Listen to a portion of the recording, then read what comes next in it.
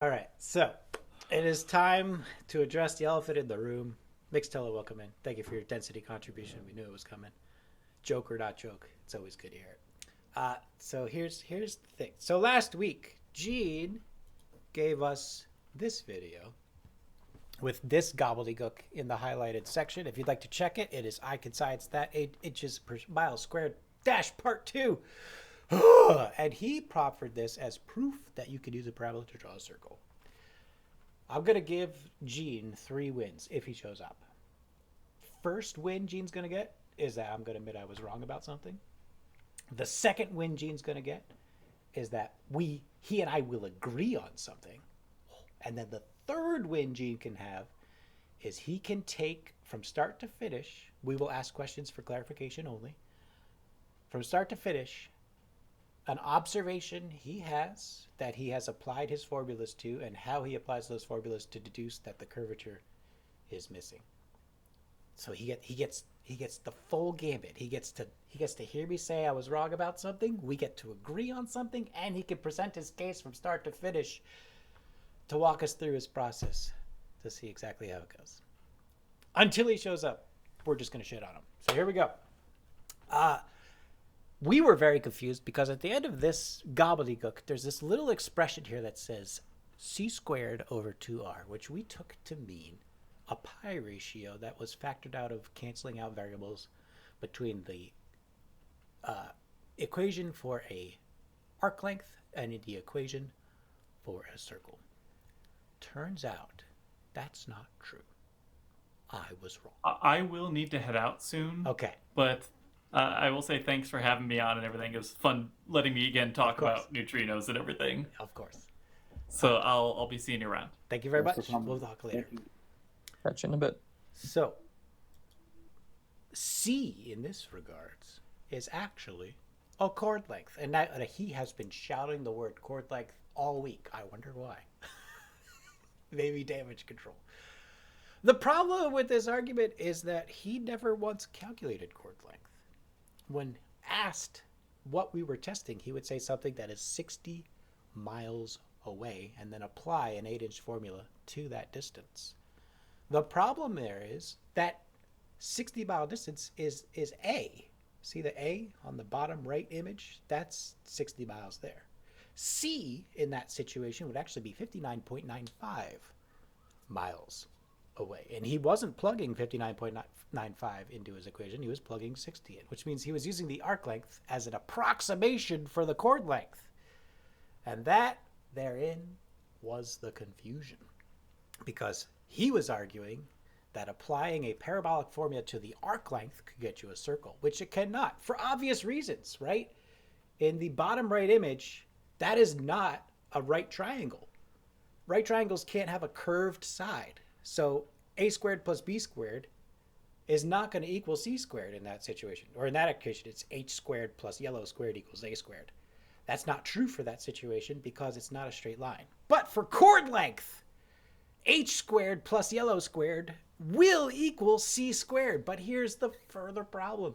C is not a linear distance. It's not an incremental distance. After 1 mile, C is 0.999 miles.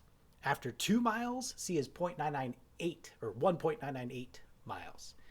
And you actually go from 1% difference down to about 0.5% difference of your total length between the applicable distances of about 100 miles.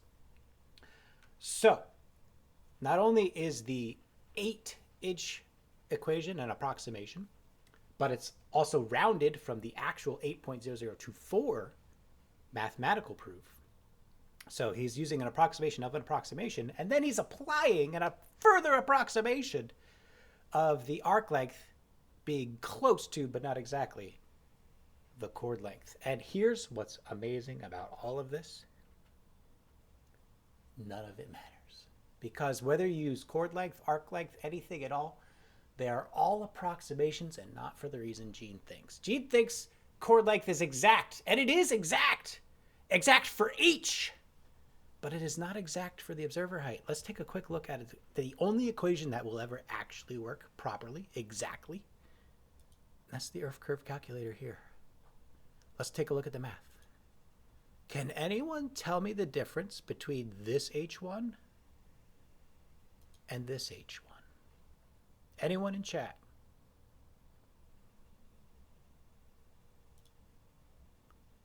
This H1 right here and this H1 here. Does anyone see the difference? Anyone? The Rocket Man, do you see the difference? Well, actually, in fact, I can draw the difference on my calculator. The actually. difference is, in all of these calculations, H is perpendicular to eye level of the observer. But in reality, H is perpendicular to its point tangent on the sphere. Ding, ding, ding, ding, ding. Which means there's always going to be an additional amount of distance missing. Which is to say, if you let's even give Jean all the benefit of the doubt. Let's say he has an exact distance that correlates exactly, accurately, 100% exactly to 1,000 feet. And you had an object that was 1,000 feet and 1 inch at that exact spot, 100%. You would not see that extra inch because the object is not perpendicular to the observer. It is perpendicular to its points on the sphere, which further obscures more height.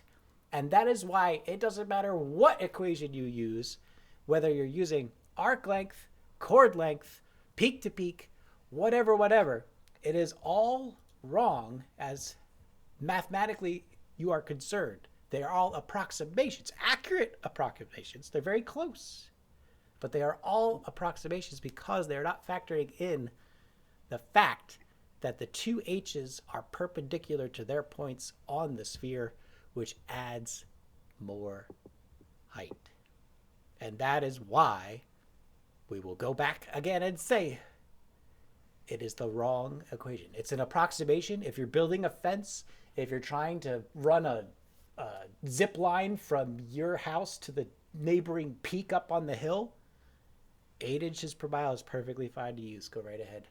No one's going to fight you for it. But when you are trying to mathematically prove the shape of the Earth, the only time it is valid in a scientific setting to use an approximation is when an exact formula is not available. This formula is exact. This is the one you need to use because you're trying to prove something. You're not trying to estimate something. You're not building a treehouse. You are trying to mathematically prove a geometric, scientifically observed phenomenon. And you need to be as exact as possible. Thank you.